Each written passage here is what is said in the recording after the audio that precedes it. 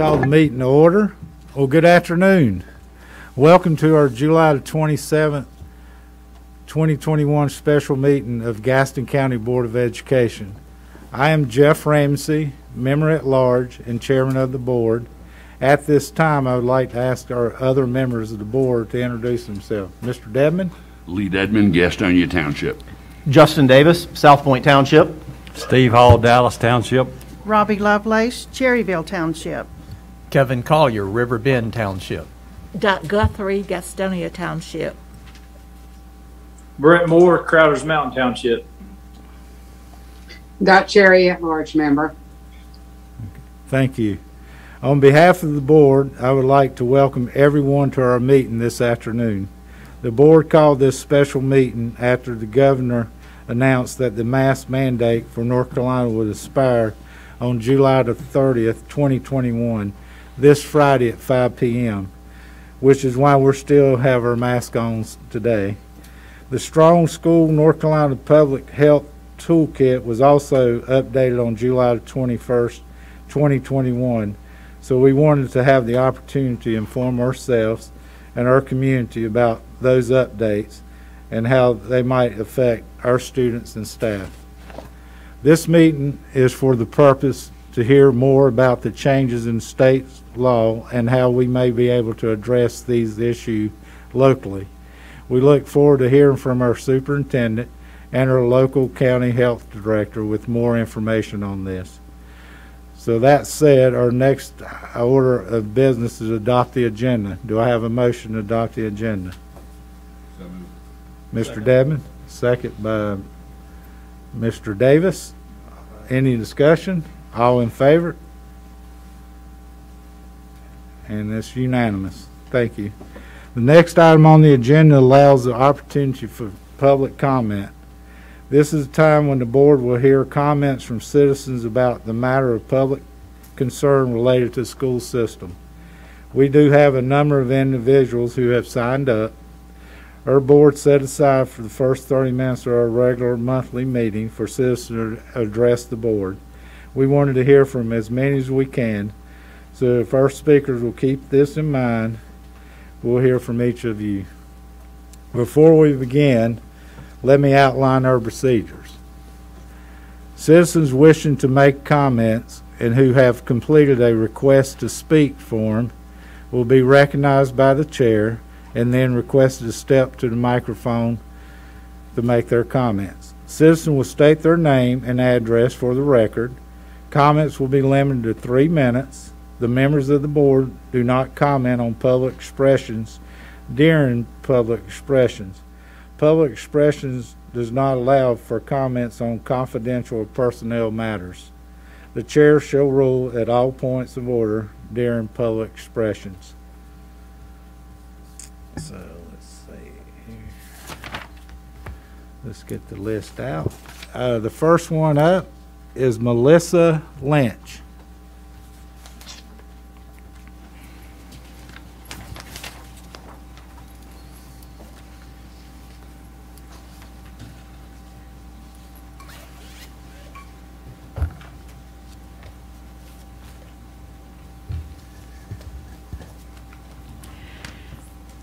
Good afternoon, Gaston County Board. Thank you for letting me speak.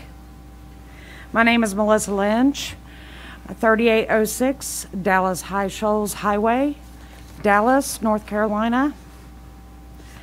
I'm a resident of Gaston County and a mom of a 12-year-old long hauler.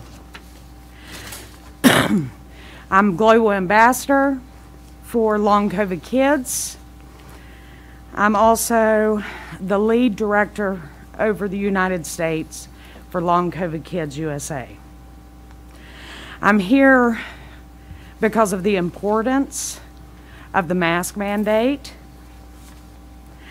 39% of 16 to 17-year-olds per CDC today have been fully vaccinated. 27% of 12 to 15-year-olds have. And of course, 11 to 5 have none.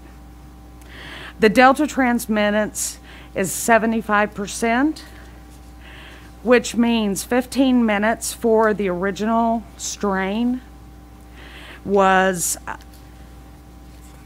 for exposure, 1 second for the Delta.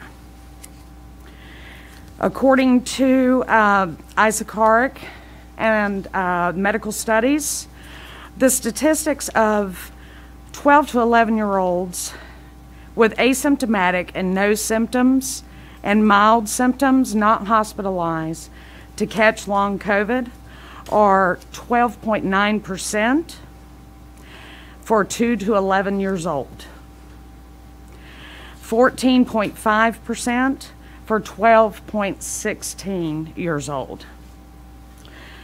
Most show no symptoms, like I said, and 80% are female. They are now coming out with autoimmune disorders that are rare. I'm updated and partners with the CDC. I sit on the WHO. I attend NIH recovery. And yesterday I was part of the bill that Biden signed to ensure our children have accommodations and are protected through funding.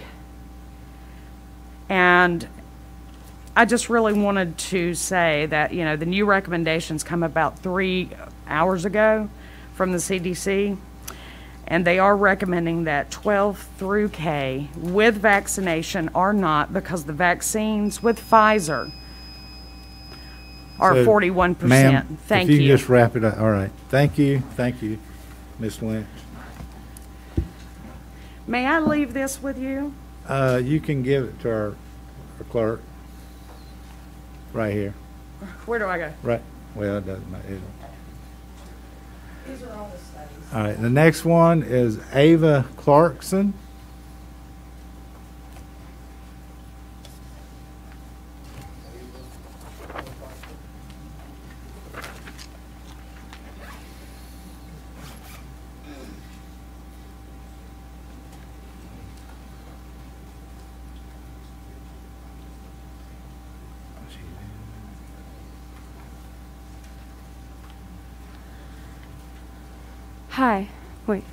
Hi, my name is Ava Clarkson.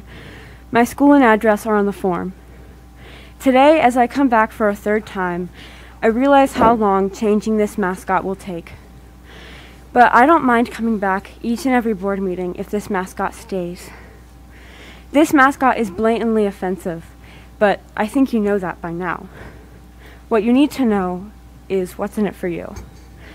Changing this mascot will avoid negative attention and media coverage for South Point High School. Right now, you have plenty of North Carolinian news channels and articles covering this issue. There is a petition on change.org with well over 10,000 signatures to change this mascot. It receives new signatures every day. And as generations go on, more and more people are starting to realize the impact and consequences of a racist mascot. In 5, 10, 20 years, South Point students will only care more and more about this issue. The news coverage will only get worse and worse. There's no way to escape negative attention without just changing the mascot. However, the negative attention you receive from those who like this mascot will go away and die out very quickly. If this mascot is changed today, in 1 year, the pro-Red Raider backlash will start to die out.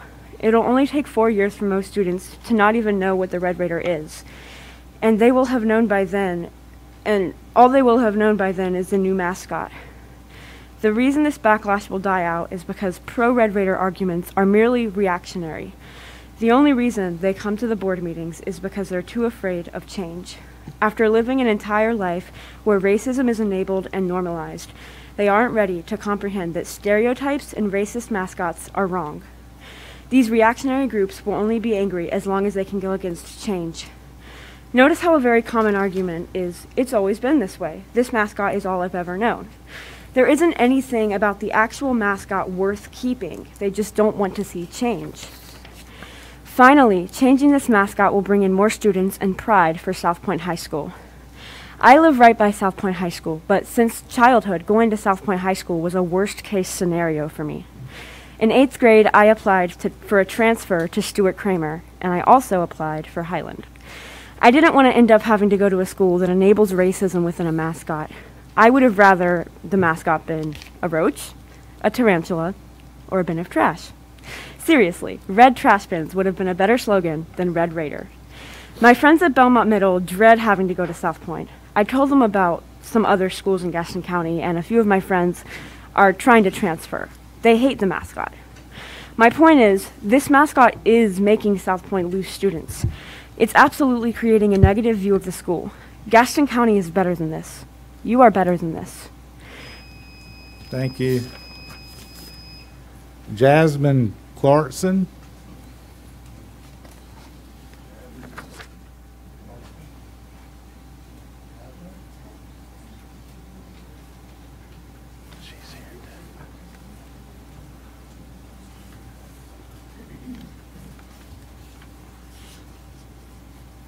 Can I start now? Yes, you can go Okay. ahead. My name is Jasmine C. My personal information is on the sheet provided. Leaper Avenue, Belmont. Okay. I have lived in Belmont my entire life. I have so many memories of Stowe Park and downtown. And one memory I have is a conversation with my mother explaining and realizing that I could never endorse South Point High School and its mascot. She didn't want us to attend that school and internalize the school's racist messaging. Every single day, I'm thankful for that. However, many other students do not have that opportunity and are forced to attend a school that caricaturizes Native Americans' race. I believe it is a school's, and by extension, a government's top priority to protect the minds of the next generation. This mascot is damaging to students' educational and social lives and promotes a message of hostility. By choosing a Native mascot to represent a school with less than 1% of Native Americans constituting its population, it promotes a stereotype that has led to the genocide and forced assimilations of millions of Indigenous peoples. The name Red is a derogatory name to refer to Indigenous person's skin. The term Raider upholds the myth that Native American people were brutal attackers, even though they were merely defending themselves against the brutal attack started by the American colonizers. These terms have a loaded racial history. For centuries, these terms have been used to perpetuate the belief that Indigenous people must be cleansed into European culture. This forced assimilation has disastrous results. Last month, archaeologists unearthed the unmarked graves of 751 Native American children who attended a residential school. I urge you to picture that in your mind. Residential schools murdered 751 children. Historically, America has done nothing to protect the lives of Indigenous people. By perpetuating these racial stereotypes, South Point is responsible and culpable for furthering a flawed narrative. Additionally, having an Indigenous person as a school mascot is damaging to students' social lives. Studies have shown that Native mascots lead to a lower self-esteem, low sense of community worth, and increased risk of stress and depression for its Native population.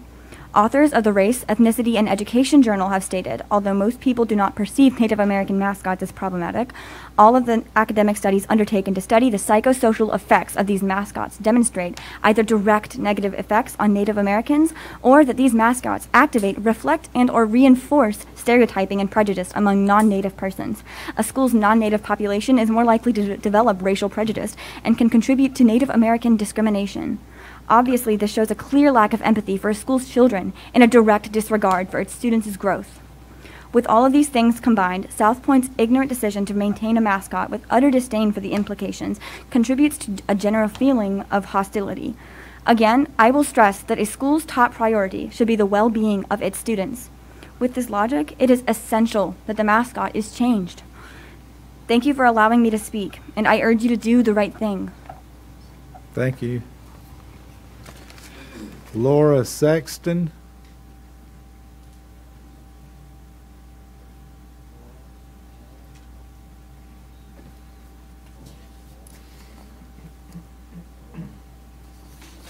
Okay. Next is Lori Peabody.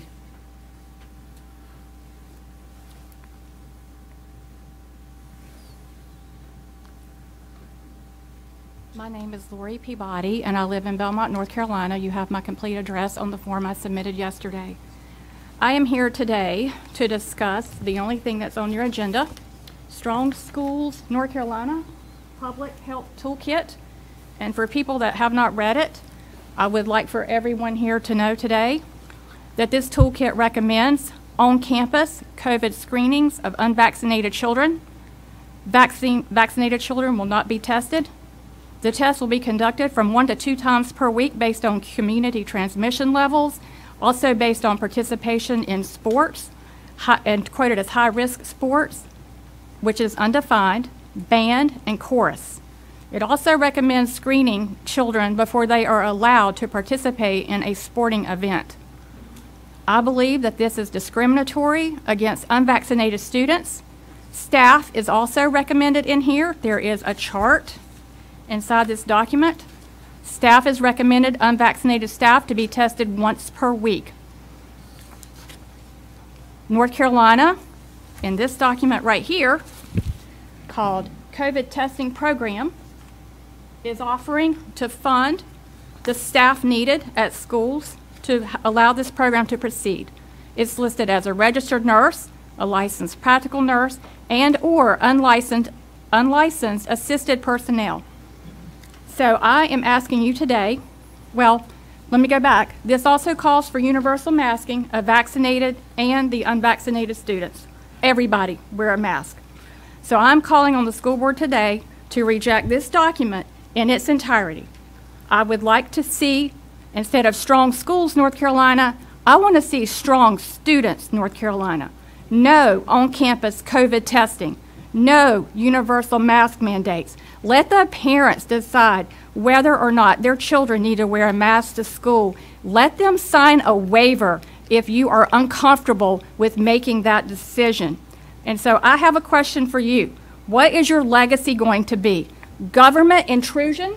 Because I personally do not want any school personnel putting a nasal swab up my child's nose before she can play soccer, before she can participate in any other sporting events, anything. This is absurd, and it needs to not go forward. I'm asking you to reject this in its entirety, and I want to ask you what your legacy is going to be. Government intrusion on the students or strong students? I feel like that's your choice to make, but we are here. The parents are paying attention. I have started a Gaston Strong Students Gaston County petition online. It has only been up for about 16 hours. I have not even publicized it on social media. I already have 116 signatures as of today. Thank you very much. Thank you.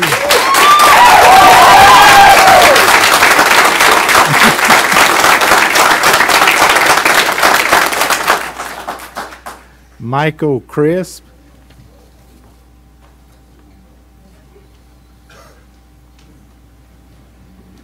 Hello, my name is Michael Crisp. My address is I'm a resident of Stanley, North Carolina. You have the information for that. Before I get started, my comments are based on my own personal convictions and not based on any business or organization that I am affiliated with. Mr. Chairman, School Board, thank you for the opportunity to comment on tonight's meeting. I'm sure you will hear comments from each side of this topic concerning mask requirements. These comments may be disputed. We could sit here all night and argue both sides.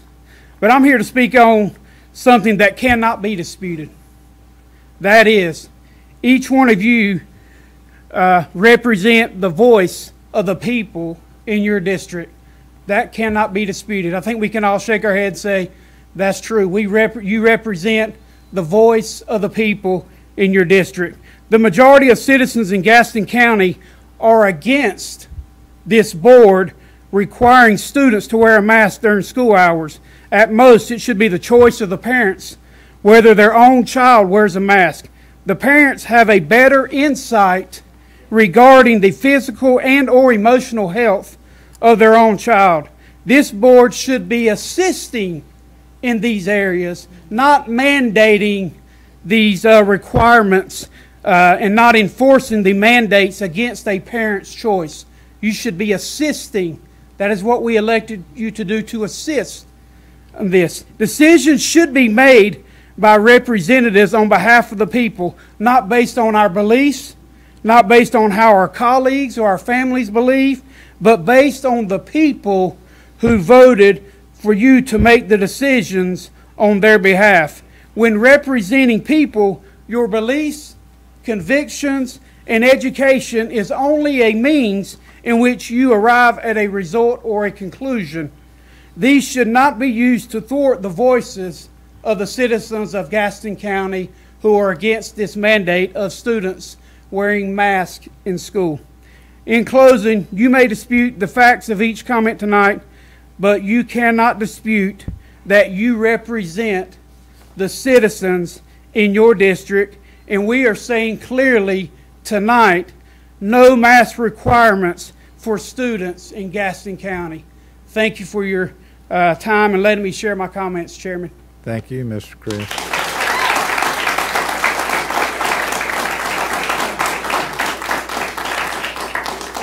Jason Pacer.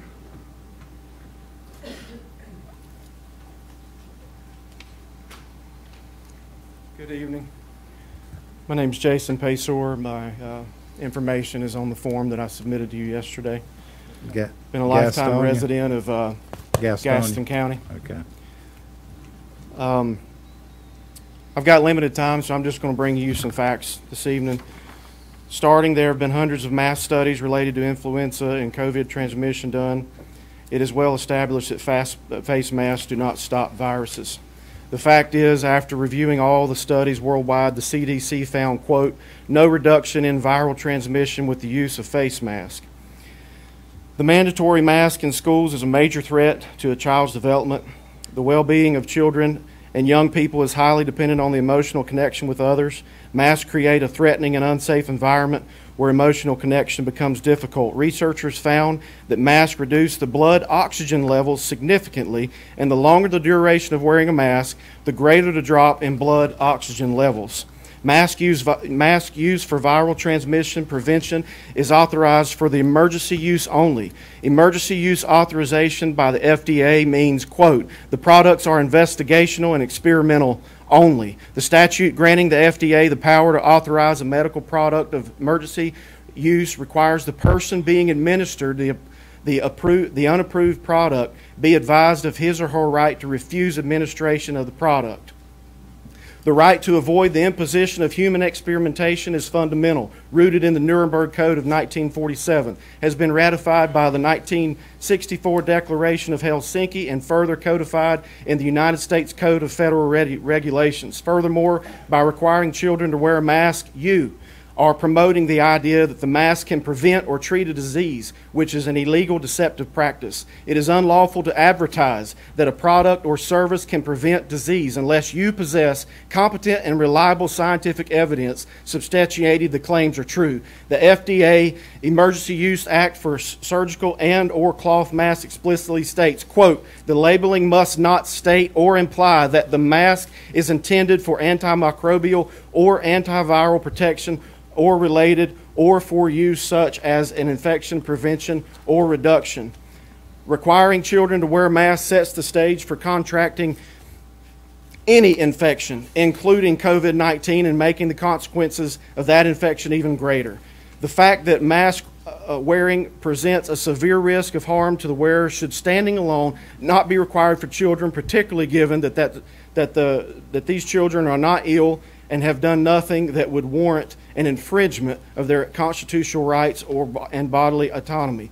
Promoting use of non-FDA approved emergency use authorization masks is unwarranted and illegal. This mandate is in direct conflict with Section 360 BBB 3E of the United States Code. In closing, as such, forcing children to wear masks or similarly forcing use in any other non-FDA approved medical product without the child's parental consent is illegal and immoral. Based on the law, I urge you to vote to eliminate masks at our schools. Base your decision on the law. Thank you.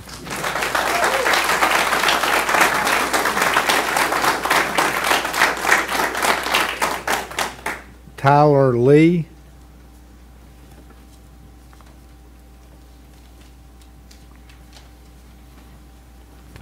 Good evening. My information's on the form as well. I'm Tyler Lee, and I'm a candidate for United States Congress. And the reason I'm here tonight is this is a local and state issue, but I'm here to represent the people. And I'm here to stand up and say that this is a freedom of choice. These parents should be able to choose whether their children wear masks or don't wear masks, or are vaccinated or not vaccinated. This is not up to the government. This is government overreach, and you guys all know better. So let's pretend it's just us and talking here. We're in a unique position. You're an elected official. I'm a candidate for an elected office. And so you have an oath to represent what's in the best interest of these people. And right now, from the looks of it and from the conversation we're having, they want parent choice. They don't want government overreach. And so I expect all of you on a local level to uphold your oath and do what's best for them. You know that COVID is low risk for children and young adults. And Democrats love to say trust the science, so let's trust the science. Wearing masks is a bunch of BS, and you guys know it. And if the mask and the vaccines work, then why does it matter whether someone's vaccinated or not? If your mask and vaccine works, don't worry about your neighbor. Your toolkit from the governor, the updated toolkit, does not require masks anymore. It's a recommendation. It's a recommendation. And because of government overreach, I've been a business owner the past decade, but because of government overreach, they've forced me to step up and run for Congress because I am fed up, and so many others are fed up with what's going on in our government. It's unacceptable, and it's overreach. And so you guys are at a crossroads here.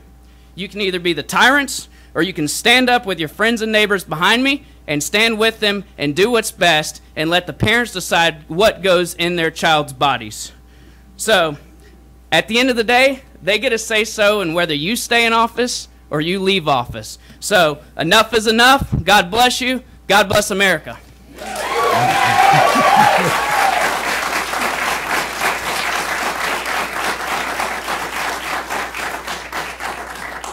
Stephanie Franks. What was your name?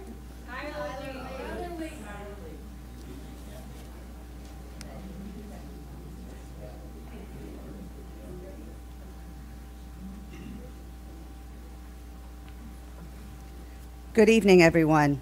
My name is Stephanie Franks. I'm a 25-year resident of Gaston County, and my children have gone to school here their entire lives. And my children are actually out of school now, but I felt that this topic was important enough to come and speak tonight, even though my children aren't here in school anymore. The mask requirement needs to end in Gaston County today. We have 3 vaccines in the state of North Carolina that anybody that wants it can get it as of today. We all know that children are not affected by this virus, and the scientific data supports this.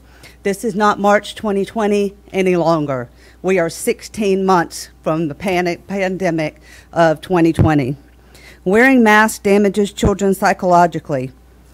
5 to 6-year-old children are to wear a mask every day for school, and 7 to 8-year-old children can't see their friends' faces when they play with each other on the playground. I know what you're going to say. Ms. Franks, the CDC says children should wear a mask. Well, you know what? I didn't vote for the CDC, and neither did you. We voted for you guys to help us manage what goes on here in Gaston County.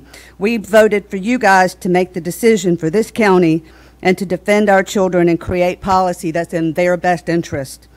The Center for Disease Control performed a study which showed that 85% of those who contracted COVID during the summer of 2020 were mask wearers. Let that sink in. Only 4% of the study participants never wore a mask. Masking children causes mental instability, depression, social isolation, encourages greater disrespect between peers, teachers, reduces oxygen, which leads to difficulty in concentrating and focusing on learning. When a child can't see their teacher smile at them when they've done a good job, is that the environment that we want for our children for learning? I don't think so. There are lots of long-term side effects of wearing face masks, which speaks to the long-term effects of this damaging policy.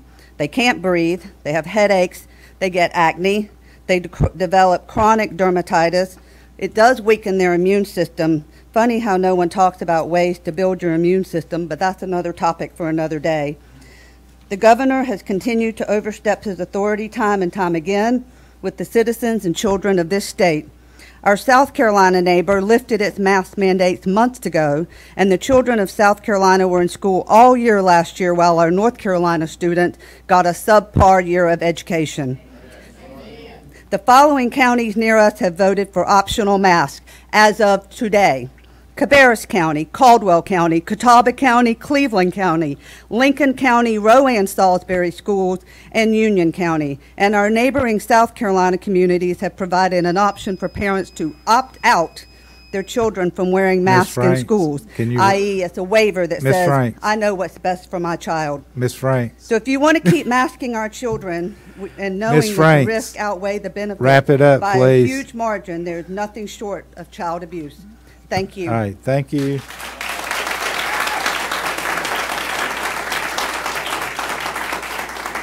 Jessica Higgins. Jessica Higgins, there she is.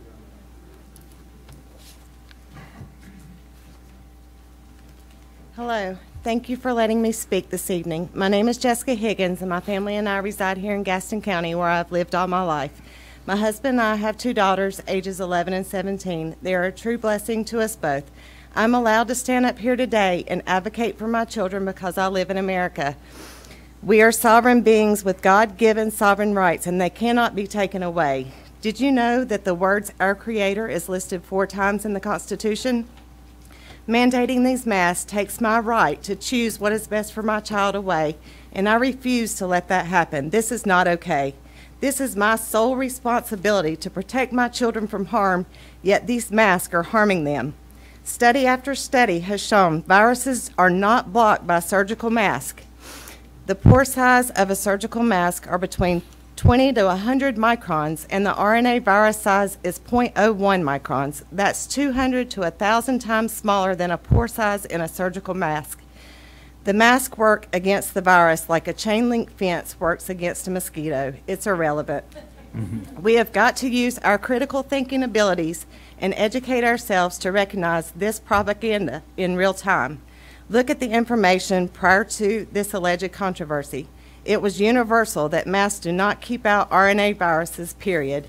Between 2004 and 2016, at least 12 articles appeared in medical and scientific journals showing that face masks do not prevent the transmission of infection. The New England Journal of Medicine even acknowledged that wearing a mask outside healthcare facilities offers little, if any, protection from infection, and that the chance of catching the virus from a passing interaction in a public space is minimal. It is also worth noting that children who cough and sneeze in their mask increase the risk of buildup of bacteria, which can lead to dangerous chest infections. An article was written by none other than Dr. Fauci himself, stating that during the Spanish flu, the majority of people died not from the Spanish flu itself, but from bacterial pneumonia directly related to wearing the mask during that time. In Belgium, a group of 70 doctors sent an open letter to the Flemish education minister claiming mandatory face masks in school are a major threat to children's development.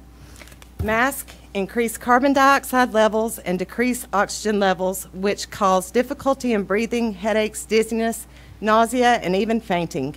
Masks diminish the quality of our relationships with other people. They are devastating to the teacher-student relationship. The physiological and psychological damage that is being done to these children will be irreversible. We are conditioning these kids to fear each other, to people please, and to even teach them that self-harming for the betterment of others is okay. This message produces trauma. This is not okay. As a mother, I will not and I cannot sit idly by and let this happen. Please, for the sake of our children, end this mask mandate now. Thank you, Ms.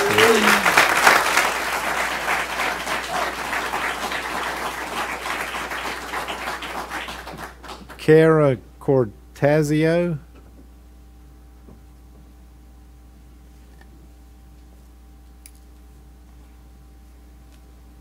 Good evening. I'm Kara Cortazio. I live in Belmont. I'm here tonight to petition the board to vote against mandatory masking of Gaston County students. The decision should fall on the parents, not the school board.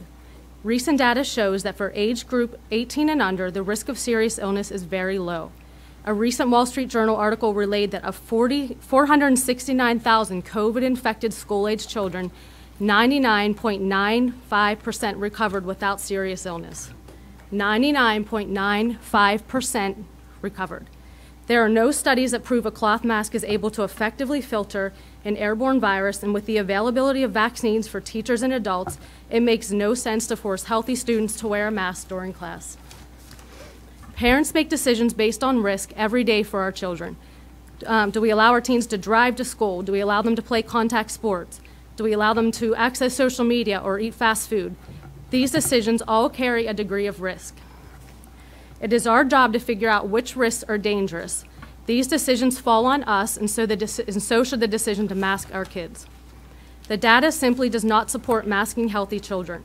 There are many possible side effects: headaches, difficulty breathing, heat illness, depression, anxiety, fear, lower test scores, staph infections, and bacterial pneumonia, just to name a few.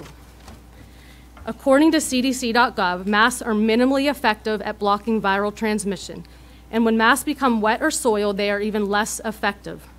Anyone with young children can attest that a cloth mask worn all day at school comes home pretty wet and soiled.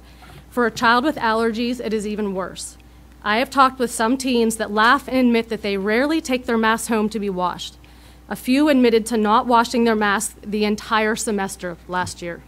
That alone is a much bigger risk of spreading harmful germs through the school. Can the school board guarantee that every mask brought into the school every day is clean and sterile? Can the school board guarantee our children won't suffer any of those possible side effects of prolonged masking? Are your teachers trained to recognize symptoms of heat illness or decreased oxygen or increased carbon dioxide, especially in our younger students? If the answer is no to any of these questions, then the school board has no right to force masks on our children. If this is a liability issue, ask parents to sign a waiver that will release the school district from liability if a student contracts COVID-19. I am confident, and based on standing in that room back there, that most parents are against mandatory masking. A mask is considered a medical device. If the student needs signed consent to give my child a Tylenol at school, how can you mask my child without my consent?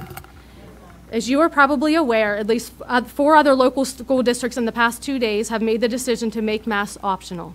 Our kids have been going out all summer in the community, shopping, eating at restaurants, playing sports.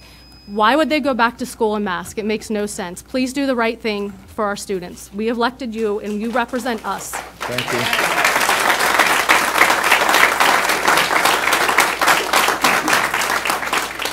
Sierra Hall.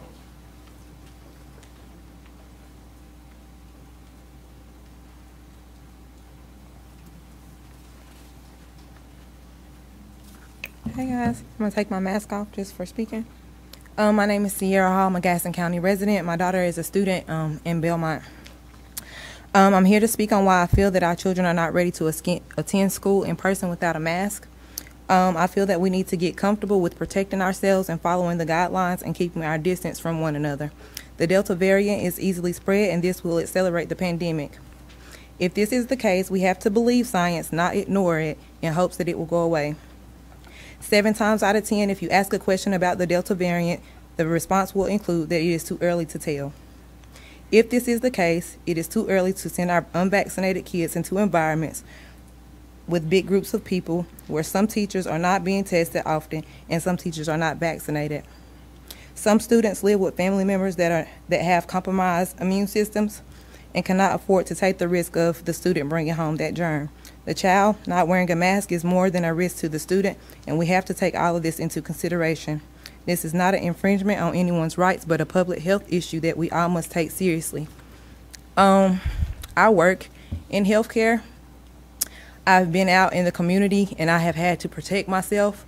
I have seen lots of people pass away from COVID, even in my own nursing home. Myself, along with everybody else here, we are all tired of COVID. I'm tired of it too. My daughter is suffering from, being home virtual all last year. Even with that being said, we still cannot drop the ball on this. I have residents that have not seen their family in over a year. Grandparents that still have not seen grandkids, and we're not going to ever be able to do that safely if we do not protect ourselves right now. This Delta variant is a lot more contagious than the regular COVID that we're used to, so we have to take those cautions. Those little things that we can do, such as masks and social distancing, are the small things that we can do.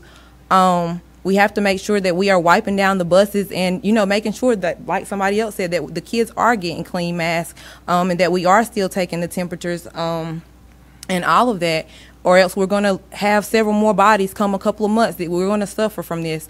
I just want you guys to take in consideration that our small kids, they are handsy, feely, they touchy. They like to, be in each other's space. So we do still need to have these masks in case kids are going home to other family members that may be suffering from cancer or other autoimmune diseases, to protect everybody. It's not just about the kids, it's about the whole entire community.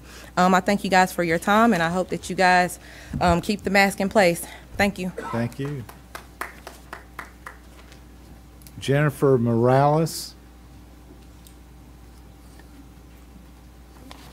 Hi, my name is Jennifer Morales, and I am a resident of Mount Holly. The masking of our children has to stop. The psychological damages are becoming apparent. My goal here is not to downplay COVID-19. I have lost 3 family members in the past year and a half, and 2 were said have died of COVID, which they did not.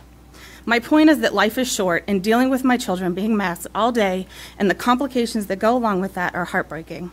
They are lethargic, they tell me they feel sick from breathing in hot air all day, and they want to throw up. How can feeling like that make them able to focus and learn? I did an experiment with my children after one day of wearing a mask. One day. You think this is better than having them not wear a mask at all? The size of the virus particle is too small and cannot be stopped by a surgical mask, cloth, bandana. As stated in the NIH of the Royal College of Physicians, that vitamin D deficiency is associated with an increase of thrombotic episodes which are frequently observed in COVID-19. When you mask children and you make them sanitize all the good bacteria off their hands, you are suppressing their immune systems, and of course they will be sick. The flu of 1918 killed more people from bacterial pneumonia than the flu itself, and they mandated masks or threatened people with jail time. A genuinely deadly pandemic would not require a 24/7 government and corporate media fear-mongering campaign to make you think it's real. It has been proven that budesonide, ivermectin, and hydroxychloroquine work. The maker of the PCR test, Kerry Mullis, even stated that it was never meant to find coronaviruses. He said it was designed to pick up a signature of DNA and RNA of the person being tested. The FDA has recently revoked the PCR test, and the CDC is currently recalling it. The thing I don't understand now is the fear-mongering about the Delta variant, where there's not a different test. So how do you know which one it is? School is for education, not mandating health choices for my children. That is my job. Mandatory masks and making health decisions for my children, you need my permission, and I do not give it. Should I send you the medical bills when my child has a skin or lung infection from the mask that you demand he wear? As a U.S. Army veteran, I did not serve my country to be told what to do by authoritative dictatorship as an adult. This is not Cuba, Venezuela, or China. If you want to wear a mask, wear one. Wear 10. I don't care. But do not impede on my freedom that I fought for. Enough is enough. Thank you.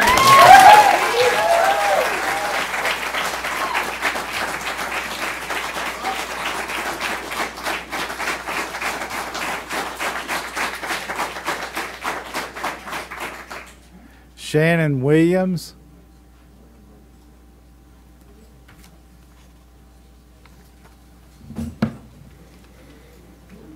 Good evening. My name is Shannon Williams.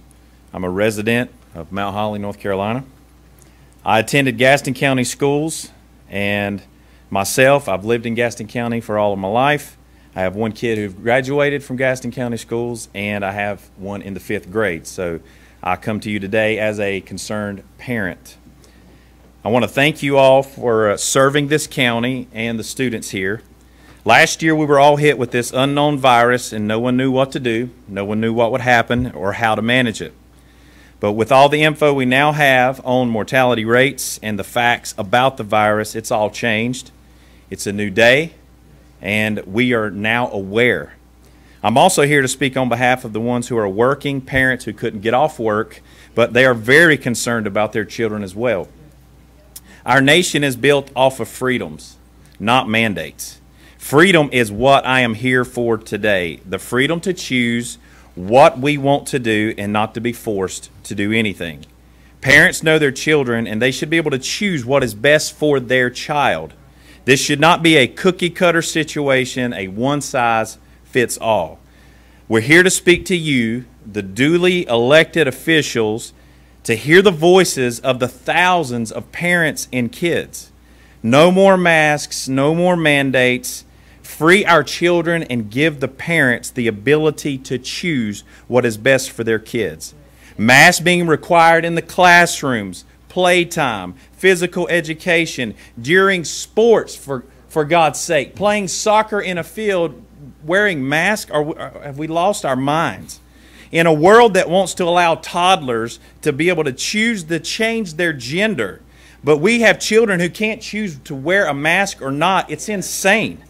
I ask all of you today to join the brave counties in North Carolina who've already chosen to give the power back to the parents and the students. Be a leader and choose to do the right thing today in this cruel mask mandate. Thank you. Thank you.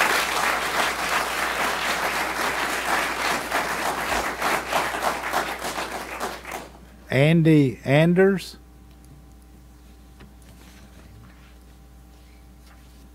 Thank you, Board. I'm Andy Anders. Grew up in Gastonia. My whole family has. This won't take long. This is it's about my nieces, nephews, grandchildren, my daughter, and her children. There's a lot of children involved just in my family that I'm supporting. I'm worried about them because of the mask mandate. I don't think the mask mandate is over. I think the CDC will bring it on again, and I think it'll shut us down. I don't want that to happen. I didn't want it to happen the first time. By the way, I don't wear a mask, period. I am not going to wear a mask. Nobody will make me wear a mask. And I hope they don't come to my house like some people are saying that is going to start happening, because there will be trouble. I will not wear a mask. But I'm saying what most of these people, or what all of these people are talking about today are choices. We have a choice. I'm making my choice. And I trust my daughter is making her choice. I know she is.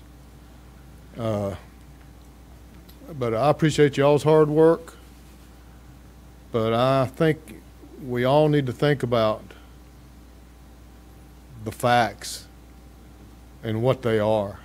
I mean, I don't have any statistics in front of me, but I've read plenty of them, as I'm sure all of you have. The mask doesn't work, period. It doesn't work. 10 masks don't work. And 90% of the people I see wearing masks during the day, during the night, those masks are dirty. Dirty masks that don't work. You know, what's the logic in that? That's all I have to say. Thank you very much. Thank you.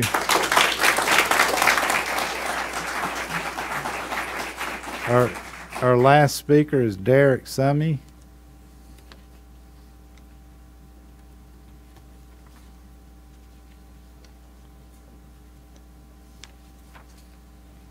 Derek Summey, Stanley, North Carolina.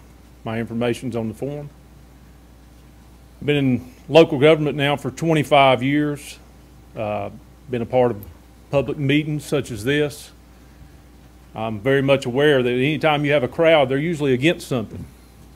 But I'm not here against anything. I'm here for something today. I'm here to tell you that I'm for this board standing up and doing the right thing for our children. I'm here tonight and asking you to reject the Strong Schools North Carolina toolkit and ask you to implement something that we really need a whole lot of, and that's a common sense toolkit. Let the parents decide what they want to do for our children. If a parent wants to have his child wear a mask, that's fine, but a parent should be able to decide. Thank you. Thank you.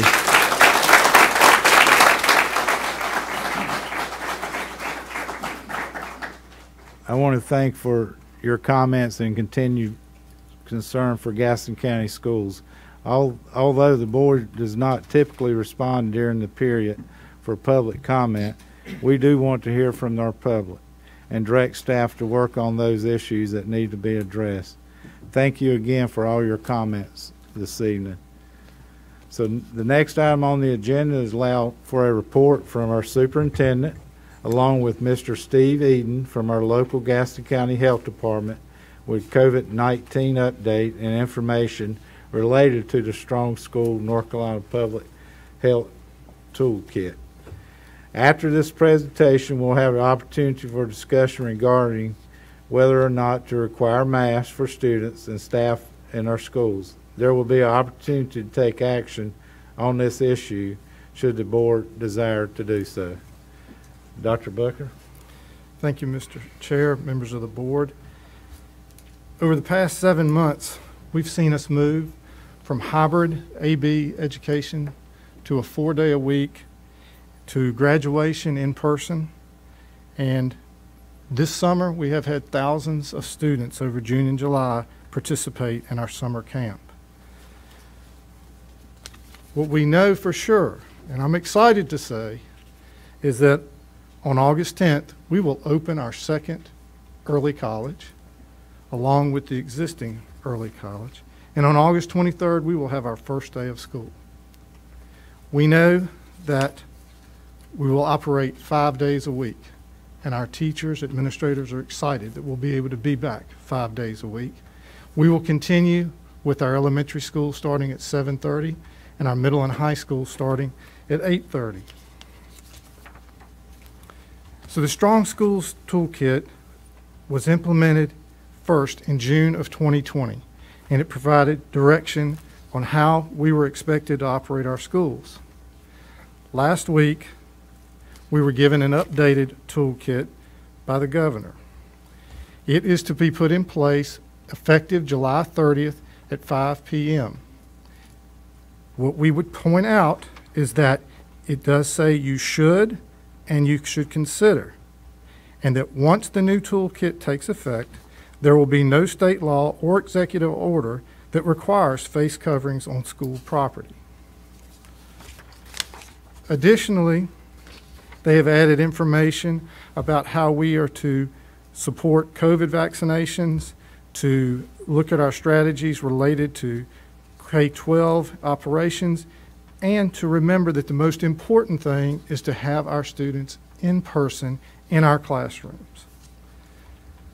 They have also updated testing strategies for children that have been exposed to COVID, and they have modified the quarantine guidance as well as eliminated plans A, B, and C that have been prescribed and removed all requirements for remote learning. So now we have with us Mr. Steve Eaton, and he also has another one of our staff with him. I'd like to let Steve present our current status in Gaston County with the COVID outbreak. Great. Can you hear me okay? Yes, sir. Okay, great. Thank you. Good evening, Chairman Ramsey, members of the school board, and Dr. Booker. Thank you again for having me this evening. As Dr. Booker mentioned, I have also with me Miss Angela King, who's one of our phenomenal communicable disease nurses here at Gaston County Public Health, who's worked very closely with Miss Betty Worthy, Mr. Joey Clinton, and nearly all the principals since the start of the pandemic in navigating all the guidance and protocols throughout this pandemic.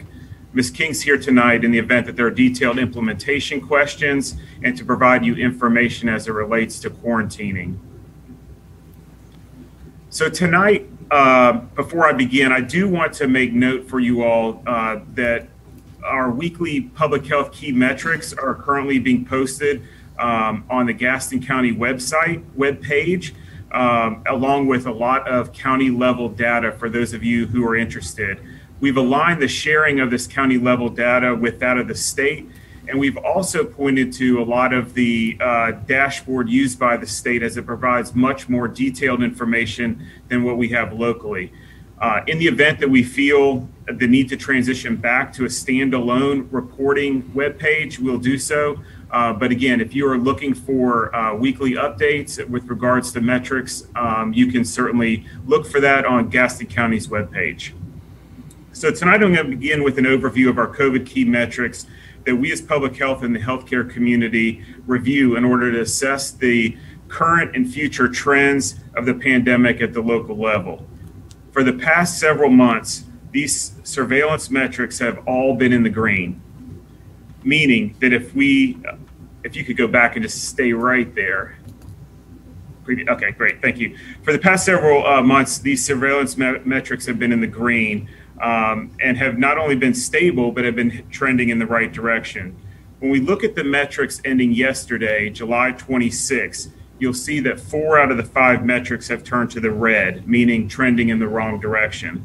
This negative reversal in trends is due to the spread of the Delta variant in our community, which is now 83% at least of the cases here locally, and also can be attributed to our county's low vaccination rate.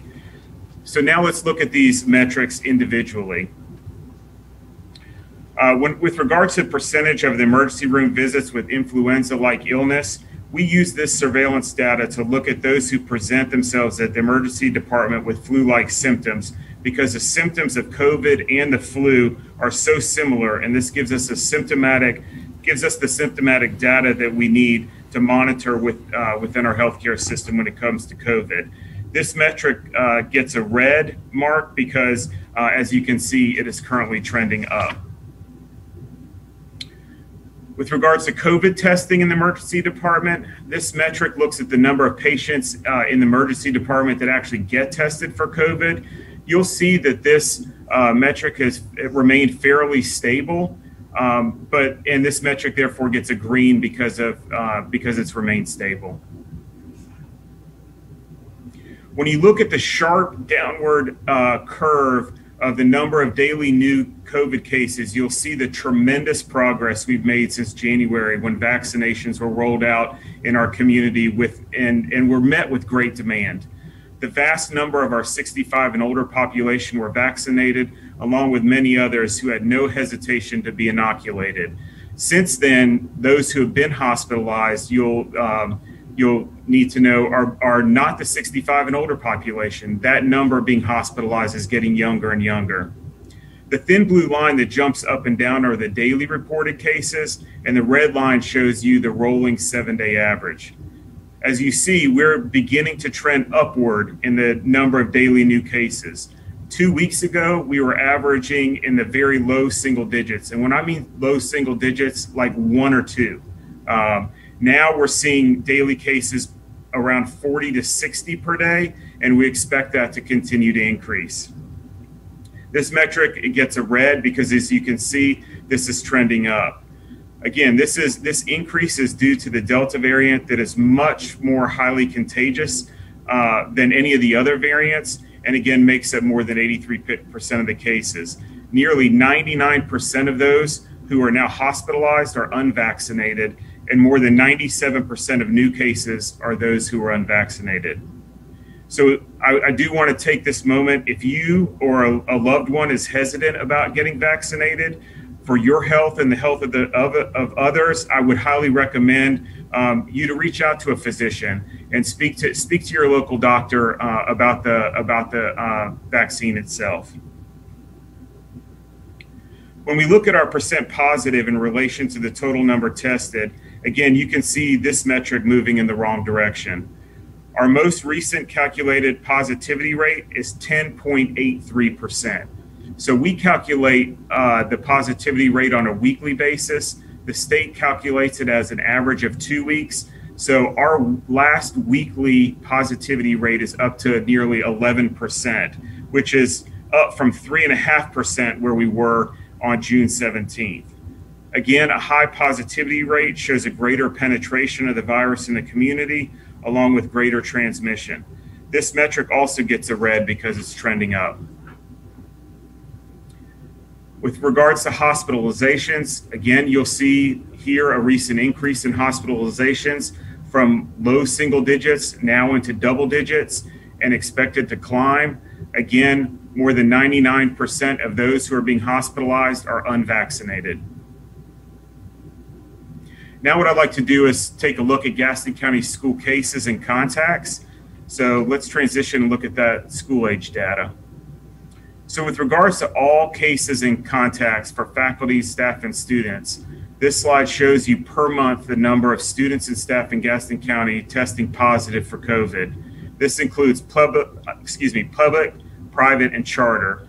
And currently in July, we have 24 student cases. With regards to all cases and contacts, this slide shows you all the cases and contacts, again, for students, faculty, and staff over the last year. As you can see, at the peak of the pandemic, which was in December, there was 453 staff and 1,190 students identified as either a case or a contact. And again, I just want to pause there for a moment to reference everybody back the quarantining guidelines that goes along with being a case or a contact as 14 days out of in-person instruction. With regards to all cases and contacts by grade level, Here again, you'll find all cases and contacts stratified by grade level. The high school grades of 9 through 12 had the highest number of positive cases, and the elementary school grades tended to have the highest number of contacts. When we look at ages 4 through 8 in terms of percent, in reference to percent of total cases, the left vertical axis that you see there shows the number of total Gaston County cases for that month in the blue, and the total number of school-age cases in the red. The right vertical axis shows you a percentage with a corresponding green trend line showing you ages 4 through 18 as a percentage of the total positive cases in Gaston County. In April, the 4 through 18 population made up nearly 18% of all total cases in Gaston County, and as of this month, they make up nearly 14%. So with regards to vaccination, and this is truly where we are at a totally different place in the pandemic. We have 3 very safe and effective vaccines that are available for individuals 12 years old and older. And so currently those who are 12 to 17 are obviously eligible for vaccination with the Pfizer vaccine. In North Carolina, 25% of 12 to 17-year-olds are fully vaccinated, compared to 15% here locally in Gaston County. Vaccines are widely available throughout the county in nearly all pharmacies, physicians' offices, and then here at the health department, you can come Monday through Friday, no appointment, and pick whatever vaccine you want. Obviously, if you're in the 12 to 17, it would be a Pfizer. This is another interesting slide if you take a look. This slide provides you another view of vaccination of the 12 to 17 population over time, and over time in the population's makeup of the total case count. So what you'll see here is over the months, we started obviously with 0% of our 12 to 17% vaccinated because they weren't eligible. And then in the blue lines there, you'll see, or blue columns, you'll see how much of this 12 and 17 population made up that percent of the total case count for Gaston County.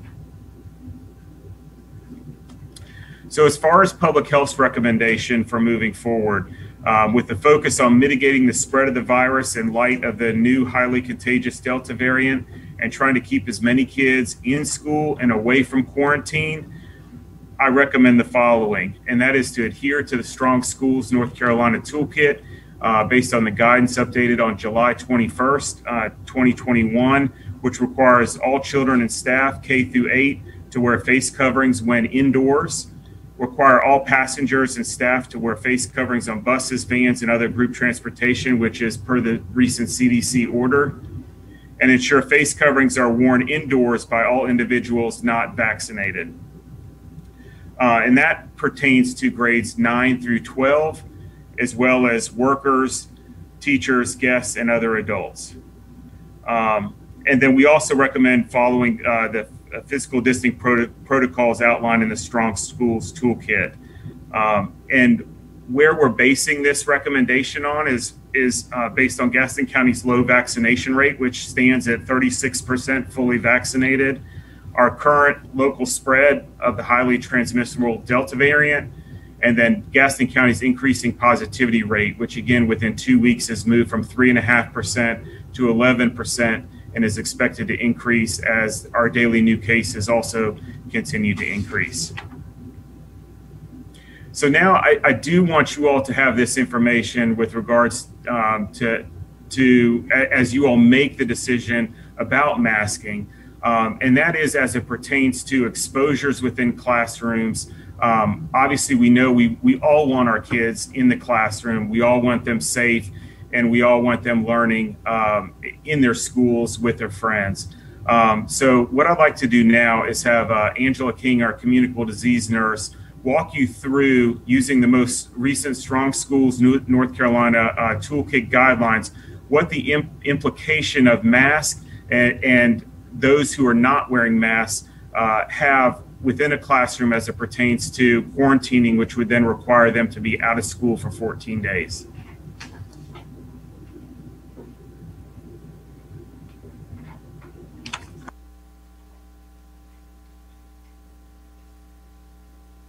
I just want to thank you for having me, and Mr. Eaton for having me speak to you guys. So first, what we'll look at is the masking versus unmasked in a school setting. And this is all based on Strong Schools Toolkit that was updated July 21st, 2021. So first we'll discuss what universal masking means. And that is when anyone that enters the school building would be wearing a mask. If everyone at the school is wearing a mask and a person is deemed positive, so we identified a positive person, everybody wears a mask, only the positive person would have to be placed out of school. Since everyone else is masked, it would eliminate contact tracing and quarantining of other students and staff. On the flip side, if you kind of look over to the right side green box, optional masking is when masking is optional or not required. If a positive person is identified, the following steps would need to take place by the school staff. They would first need to determine who were the close contacts to that positive person. How do we determine close contacts? That's anyone within 6 feet of that positive person within doors of the school. If other students and staff are all unmasked and identified as a close contact, they will be sent home to quarantine for 14 days. So we'll look at this sample of a seating chart. We'll pretend that Johnny is the dot in red and he is positive and unmasked. So if you do the 6 feet distance and we're looking at Johnny who's positive, then the staff at the school would have to determine who was within 6 feet of Johnny throughout this day. All of these yellow X's in this category here are unmasked students. So if Johnny's unmasked and those students are unmasked, you can see that potentially 10 additional students would be sent home to quarantine for 14 days. This could also potentially affect teachers and other staff that are in that classroom. The only exception here would be those contacts that are vaccinated. Strong School does say that vaccinated individuals do not have to quarantine. Using that same seating chart, if Johnny is unmasked and he becomes positive, he's the red dot, remember.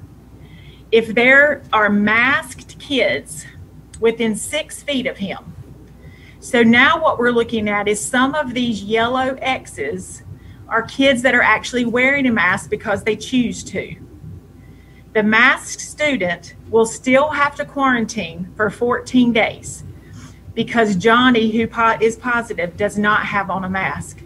Based on CDC and Strong School guidance, the positive student or teacher and the contact both have to be properly masked in order for there not to be a quarantine. Thank you very much for your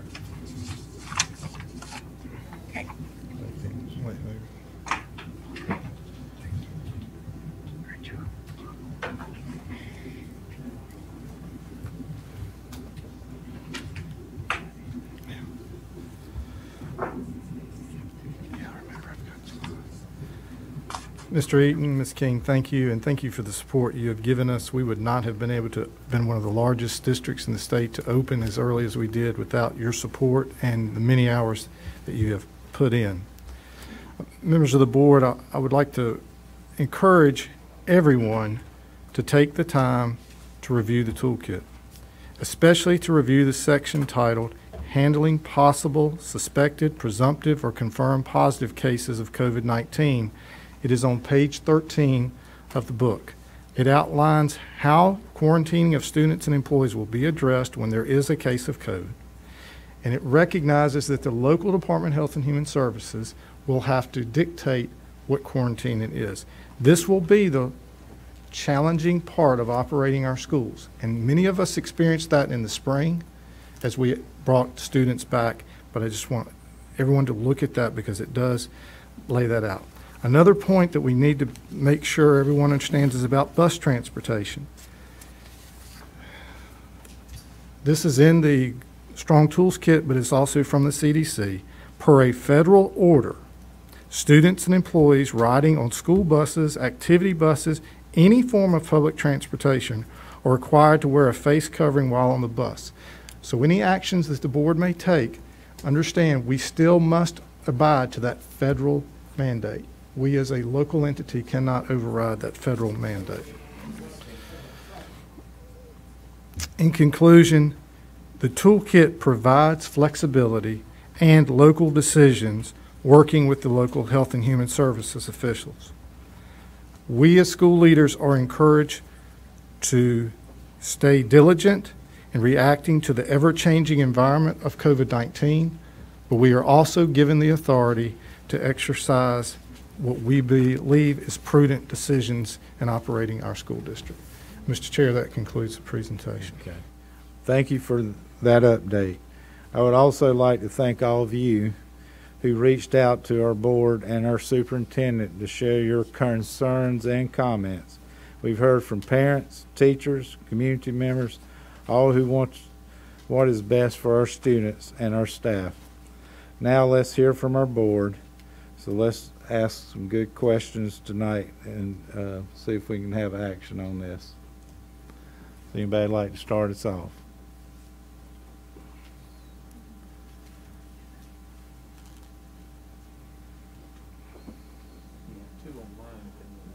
Okay, I didn't see it. Miss Cherry?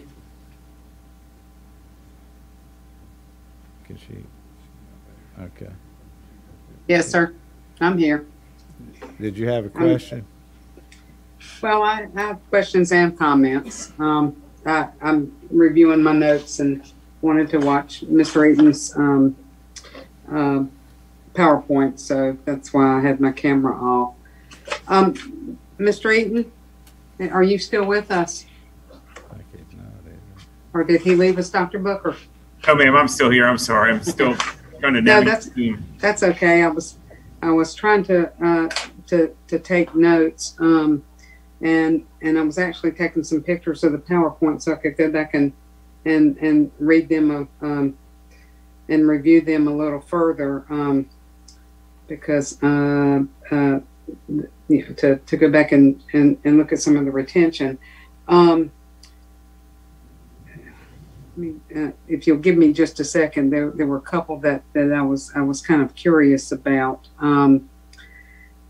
The unvaccinated, can you be a little more specific? Is there a certain age group? I know that you said that they were younger, but are you seeing a certain age group that is more of that 99%? Is it 30 to 40, or is it from one youthful age group on up? Or I'm just kind of curious about that. Are you seeing a pattern? No, I don't have it broken out by age group in terms of current positivity, but I certainly can pull that information and get that to you all. Well, I was just wondering, are you seeing more children, or is it more young adults, or? Well, across the board, we're seeing the numbers of positives increasing. As far as hospitalizations go, it's averaging about the 40-year-old population is typically those who are ending up in the hospital. But as far as those who are testing positive, again, we moved from literally a handful to 40 to 60. We were in 300 or so per month back in the throes of the pandemic. So obviously this is in the accelerating phase. So as this begins to spread again with regards to the Delta variant and the unvaccinated population, I think we can expect to see it spread among all those who are unvaccinated regardless of age. Okay. And the other question that interests me is, and correct me if I'm wrong, I have been told that even some vaccinated people have tested positive to the variant and they're asymptomatic, which me not being real familiar with all of this, is that correct, that they can be asymptomatic, or even unvaccinated people can possibly have asymptomatic? Yes, ma'am. features? So you can have COVID and be asymptomatic, and that is part of what makes the virus, quite frankly, a struggle in regards to containment. We are beginning to see breakthrough cases as we have with the vaccinated population, keeping in mind that the efficacy of both the Pfizer and the Moderna are at 95%. So pretty much that means that you can kind of expect 5% to for it not to be, it's not 100% effective, I guess is what I'm saying. It's 95% effective, which for a vaccine is absolutely unheard of effective. So what we're seeing is there are some breakthrough cases. Some of those breakthrough cases are asymptomatic and some of those are symptomatic. But what we do know is, and what the data is showing is, those who do become reinfected after being fully vaccinated, if it's a breakthrough case, it's very rare that they'll end up in the hospital. They have much better health outcomes, and they recover quite quickly. Okay, so that leads up to my next and last question. In the data that you've gathered over the year and a half or year period, any of those symptoms that are, I hate to use the word false symptoms, that they aren't actually COVID cases, that would pertain to our school population, have there been any of those or false reads? And if there have been, can you give me an idea of what that percentage might have been? In terms of testing false positives? Yes, or yes. Okay, so obviously the rapid test is one test you can do, but it's not quite as effective in terms of the reads. That's why we encourage the PCR testing, which is the nasal swab, which is far more effective in terms of giving you an accurate read. There are occasions, just like with any test, to have a false positive or a false negative, but with the nasal pharyngeal test, the PCRs, they're much more accurate. Okay. I was just getting to it from the standpoint of if there was exposure to where children have had to be out of the classroom or might have to going forward. So again, we can't thank you enough for your collaboration with us, because it's been invaluable. So thank you. Thank you. Thank you, Ms. Cherry. Any other board members have any questions of Ms. Lovelace? Thank you, Chairman Ramsey. I would like to state my opinion for the record. I believe that students and employees in Gaston County schools who are not vaccinated would be safer if they continue to wear masks during the instructional day. However, I do think it is difficult for athletes to wear masks during practice and athletic events. If my vote tonight is optional, it does not mean that my personal opinion is any different. It would mean that the responsibility of decision-making shifts to the parents of our school-age children and to the employees of Gaston County Schools. I pray that parents and employees would make their decisions based on science and the fact that this deadly virus is still among us. I hope that their decisions would not be self-centered, but would be made based on their compassion and concern for others and the safety of all within our school district. Thank you. Thank you, Ms. Lovelace. Y'all have any questions on it? Mr. Collier? I've got a couple questions about breakthrough cases. Mr. Eaton, if you're still there. You say, has Gaston County had breakthrough cases? And then the second part of this question is, do you know if we've had a breakthrough case that's required a hospitalization in Gaston County? Yes, I do know we've had some breakthrough cases. I do not know of those that have ended up in the hospital. They may have, but I don't have that information. Okay, fair enough. I just am not aware of any, but you'd be a person closer to the source. All right. Well, I'll just go ahead and say my comments. Right now, I'd probably have some more to say, but we've heard what the toolkit says, and that's public information. It's available to everybody out there, the toolkit. And we've heard from both our health director and people from the state and our State Board of Education recommending that they follow the toolkit. But with all the information and all the data out here, I believe that people have the information and can decide for themselves what they should do about their children, about whether to wear a mask or not. While I have the mic, I'd like to take this opportunity to thank the hundreds of emails that we received, both advocating for mandating masks, good arguments for, as well as those advocating for us to not mandate masks. I want to thank those people. I don't think I could possibly ever reply to all of them, but I want to thank everybody for their emails, their comments. And I've talked to a lot of teachers and parents, and there are a lot of people on both sides of this issue. But in the end, where I'm going to fall tonight is with as much information that's out there and with the toolkit that's up there, I think that it should be the parents and the adults that decide what to do with that information.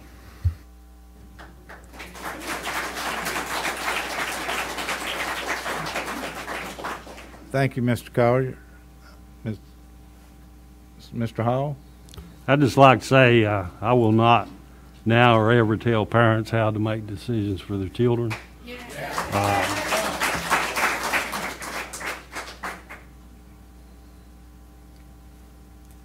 Ms. Guthrie, you have a question? I don't have a question. Well, I have several things. Okay.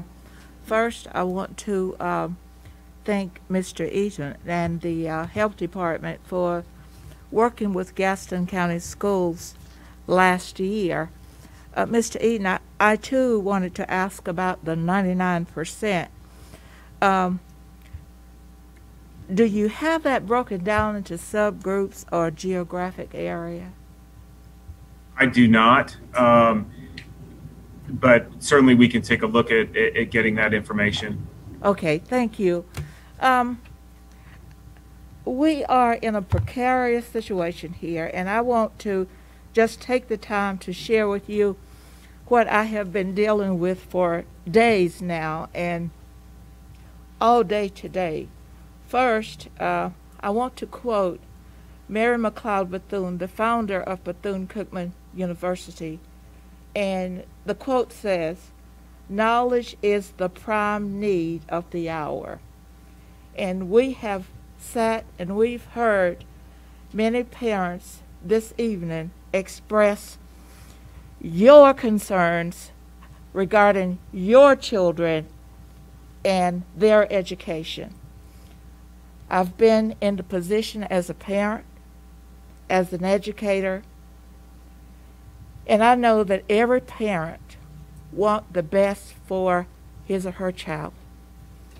And I know that when there are barriers that prevent children from learning, we seek ways, solutions, and strategies to eradicate those barriers. That's what we do for our children. When we're in the classroom with your children, if there are challenges as far as learning, we speak with you and we work together with you to help find a solution so that your child will get the very best education that he or she can based on his or her skills. In the classroom, a teacher's love for learning and trying to make certain that every child's potential is identified is very important. So I say, and I heard, and we cannot comment, but I heard again, just as we ask you to do, if your child is going on a field trip, or if they're going to play some type of sports, you take the ownership. You take on that responsibility by signing a form saying, I grant my child this permission to do this or that. So you're telling us tonight that we need to give you that same option So you're telling us tonight that you too want to work again with us this year so that the very best opportunity for your child will be achieved the beginning of the new school year. You stood and you said that this evening. I applaud you for that. So we're, as I stated earlier, we all want what's best for children. I know that I loved to show a child when I was an educator in the classroom, that I was happy when he or she achieved or learned a certain skill. That's what we as teachers and educators do. And we celebrate with you when your child has shown that he or she has mastered a skill. So parents, you're telling us this evening, and as a parent, I cannot disagree with you. As a parent, I want you to know that I want you to have what's best or what we can afford your child. There are situations, and we want to comply with every possible way and every safety measure that can be implemented to make certain that your child achieves in a healthy environment. So, if there are parents that want their children to wear the mask, let it be an option. If there are parents that want their children to arrive in school each day and are willing to support the child not wearing a mask, you have that right as well. What we want to do, or what I want to see done as a board, is to make certain that every opportunity is given to your child. We've missed some precious months last year, and we know that we face a challenge this year. So whatever way that we can come up with that's going to benefit your child and to move him or her ahead, that's what we want to do this evening. So I thank you again for your presence, for your opinions.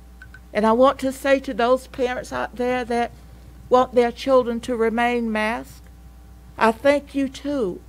We're in a situation where we're damned if we do and damned if we don't. But we're going to work this out together, because that's what we have always done. We have celebrated our victories together. We have laughed.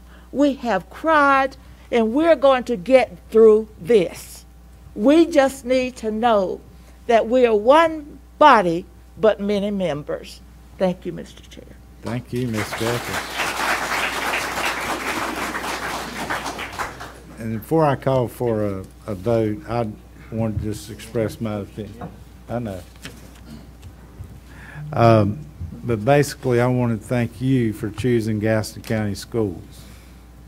We know people have a lot of options out there, but we still believe we're the best of the best in creating school choice in our programs for every school. So I believe in a choice that parents should choose optional for their mask.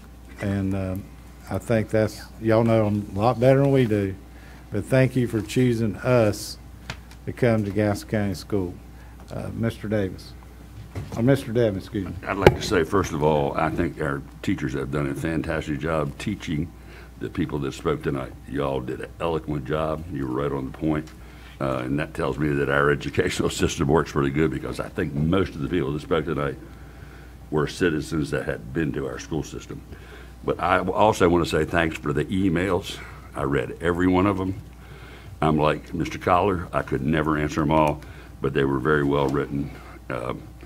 Very good points were taken.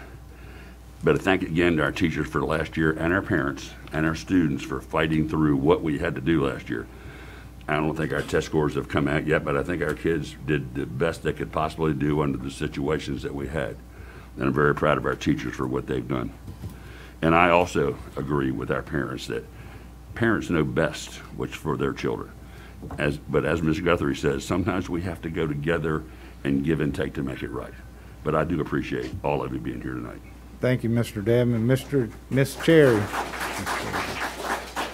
I just want to say I concur with my fellow board members, but I also want to say I want to thank all the presenters, because we have always made sure that we let our stakeholders know and get all the information that we know and get to keep them informed. And I think that we staff does a great job to give them the most up-to-date information so that they're as knowledgeable about the things that we are. And we're fortunate to have a Mr. Eaton that is readily available and honored to help us disseminate, to give out the information, the accurate information, so that they can have that as well. And I'm glad that our parents came to tell us how they felt, and to send, as Mr. Dedman and Mr. Collier said, to send us their emails. I'm glad that they correspond with us. And I also read every single one of them. And I started to respond, but they kept coming and they kept coming and they kept coming and they kept coming. But I was glad to get them because it lets me know that they're as engaged in our system as we are, and engaged in what their children are doing, and letting us know that they are watching, and that their opinions and that they matter, and we hear them. So I thank y'all too. And on that note, I think that we're ready to move forward with what we want to do. So thank you, parents. Thank you, Ms. Cherry. Mr. Davis. Yes, I appreciate that, Chairman Ramsey. And again, I want to echo the sentiment of my fellow board members. I want to thank everybody for being here tonight. I want to thank everybody who emailed us. We have heard from a lot of people. We have heard a lot of differing opinions. We have heard that over the last 18 months since the COVID situation began. And I think that every one of you sitting out here appreciates how hard this job is for us to listen to so many different opinions and to try to make folks happy and to do the things that our citizens want us to do. But that is what we're here to do, is to do what the citizens of Gaston County want us to do, and that's what we're here for. We understand that there are parents who will send their children to school in masks, and we want to encourage those folks to do so if they're optional and a motion passes here tonight. And our faculty and staff are going to be there to encourage that for those parents and families that want those kids to do that. And I would ask all of you to support that and to tell your kids to support that if there are students in their classes that want to do that. And I hope everybody will do that. But having said that, I also want folks to understand that there are certain federal and state laws and guidelines that, because we're a public school system that is federally and state funded, there are things that we do have to do that we're required to do. And I think everybody understands that as well. But with regard to the masks, we have latitude to make a decision. So at this time, I want to make a motion that we make mask wearing in Gaston County for everyone on our campus is optional beginning August 1, 2021. And that's my motion. Second. I'll second. Okay. All right, we have a motion on the floor, Mr. Davis, and a second by Mr. Hall. Any other discussions before we ask for a vote? Ms. Guthrie? I want to say one thing. Just because I'm wearing my mask, please don't look at me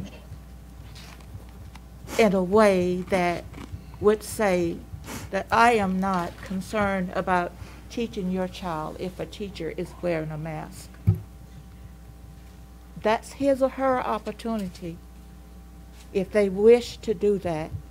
If a parent wishes to bring his or her child to the classroom in a mask, let's just all be agreeable with that as well.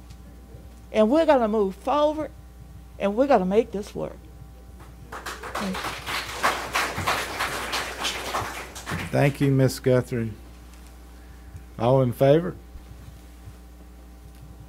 And it's unanimous, 9-0.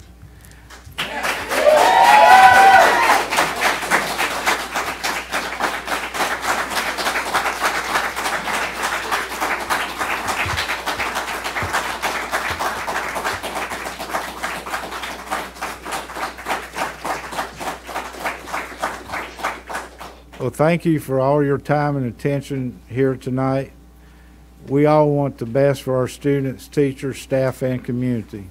We look forward to our next regular scheduled meeting, August 16th, 2021. And y'all have a good rest of the summer. We look forward to seeing your children. I need a motion for adjournment. Mr. Dedman? Second, Mr. Hall. All in favor? We're adjourned. Thank you.